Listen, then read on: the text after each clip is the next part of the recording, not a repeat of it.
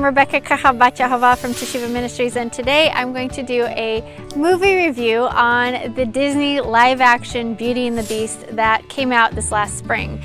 This is 2017, and it's a movie that my daughter really wanted to go see. She loves lots of the Disney flicks, and so she really wanted to go see this one in the spring. And a lot of the Disney flicks, or a lot of the princess movies and things like that, Barbie and all that stuff, I can look at and I can see the kingdom of light and the kingdom of dark doing battle, and I can teach my girls through those movies, you know, kind of what these things look like. Some of them, not all of them, but definitely some of them. But Beauty and the Beast, I was really unsure of. So because I had been reading a lot of articles and things where Christians were calling for a boycott of this movie because of a supposed gay agenda in the movie. Now, I'm not saying that Disney didn't have a gay agenda, because, you know, I don't think that Disney as a company obeys the Torah. So of course we have to look at things carefully. There's supposedly this one scene in the movie where the two, what is it? Was it Gustav and his sidekick or whatnot, have this little gay moment or whatnot, and supposedly this is a running theme throughout the movie. But my daughter really wanted to go see this, and I was like, well, you know, if it's a little tiny bit of the movie, you know, what is this, you know? So then I kept reading, and I found posts. They wanted to see the gay agenda in there, and when they went to see the movie, they were disappointed, and they didn't see what the Christians were seeing. So I finally said to Maggie, okay, I'll go with you. So I will go with you, and if there's any indication of that, we're going to leave. Not a big deal. Hebrews know how to leave things. They know how to turn away from things. We know how to say no.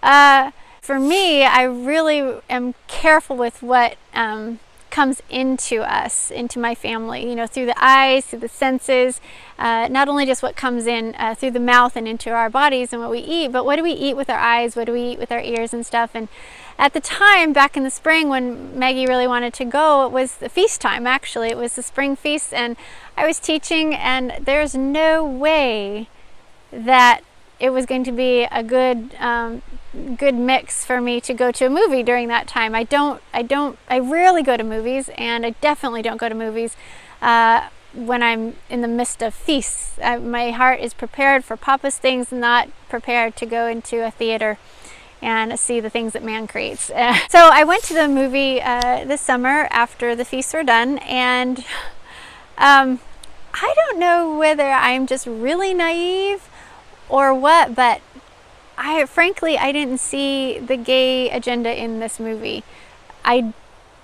If there was an indication, a slight indication there, I must be naive because I didn't see it. So the one scene that everybody was in an uproar about, you could maybe extrapolate that. I didn't hear the words of the song. I couldn't make out the words really well, so maybe they were speaking about it in the song, but I did not see it. If I had gone in without hearing all the commentary on this, I probably would not have come away saying, oh, Disney had a gay agenda. Okay, that said, what I did see was 2 hours of sorcery. Hello. Okay, so we get in all an uproar over maybe possibility, a little, you know, split-second moment of a gay interaction, and yet we sit through 2 hours of sorcery, people. Do you understand this? Sorcery is wrong, and homosexuality is wrong. Both of them are spoken against. That Papa speaks against both of those things in the Torah. He tells us to, you know, actually in the Torah it says, do not let a sorcerer live. Do you think this is important to him? I think so. You know, King Saul, when he went to see the sorcerer, bad news for King Saul. You know, in Acts you see a guy named Simeon who was a sorcerer who did a ton of magic and converted, basically. You know, you see sorcery in the scriptures is not good. I don't know why anybody's not talking about that. Somehow that's okay, but the others not. I mean, 2 hours of sorcery, people. So if there's one thing that you should not go see this movie for, is because there's sorcery. And most Disney flicks, most of the princess flicks that Disney creates, and there's so much of that. There's sorcery everywhere in so many of the movies and stuff. So I'm not taking away from the fact that it's an incredible piece of art. I mean, the people that have the talent and the ability to create movies like this, the CGI, the costumes, the dialogue, the screenwriting, all of that was beautiful. I mean, oh my gosh, just think what it would be like if they used their talents that are God-given, Yahweh-given, that the Creator made in these people, if they used those talents to create flicks that were, for His kingdom, that didn't honor or worship or highlight or put up on a pedestal magic and sorcery and all this. But you know what, Hollywood? I really think there's enough wonderful stories in the scriptures that have not been, delved into, that you could totally use all your talents on to get at the heart of these stories that are in the scriptures. And let me tell you, there's some rockin' cool stories in there that you would have a fun with. I mean, you've got a snake that talks and walks. You've got, Job who loses everything and gets 100-fold back. Or you've got so many beautiful stories in the scriptures that, Hollywood, take your talents and use your talents for that. So this is one Hebrew mom's review of Beauty and the Beast. My suggestion is, don't go because there's sorcery in it. Go see another movie. Go read a book. Read the Torah. Hey, how about that?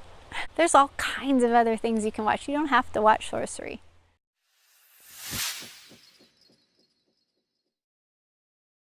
So I have one rule for my girls, my teenagers, as they decide what they're going to watch and what they can't watch. And most of the time it's what mom and dad decide, for sure. But I'm trying to teach my girls how to make good decisions. So the one rule that we have regarding movies is, can you watch that movie with Yahshua sitting right beside you?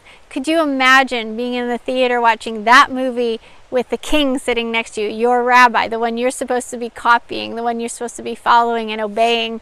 Could you watch it with him? And if you can't, that's a really good way to judge whether you're supposed to be watching that movie or not. So that is the one rule that we have for our girls. But another thing is, we operate in a lot of freedom. So our family, of course, we don't make the best decisions all the time. We do operate with a lot of freedom, so we are able to go into a situation and stay in tune with Papa and feel, maybe we shouldn't be there, and we can turn around and leave. And that is a really good, mature way to do this walk. That's a way to operate in freedom, is to say, I don't have to do everything perfectly, but when I get into a situation, I can hear the rock speaking to me, and my, inside it doesn't feel right, and I can leave that situation, no problem. Or I can go into a situation and remember that He said no on these things, and just, whether I feel like it or not, I just take His word at it and say, He said no, so I'm leaving. So there's a lot of freedom with having a set of rules that Papa laid out for us to say, this is how I want to be loved, this is how you're going to love others, this is how you're going to love yourself.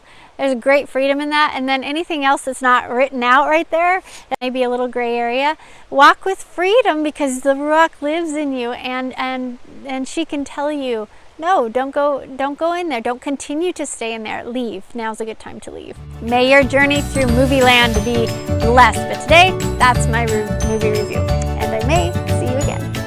If you like my movie review, let me know, and maybe I'll do some more.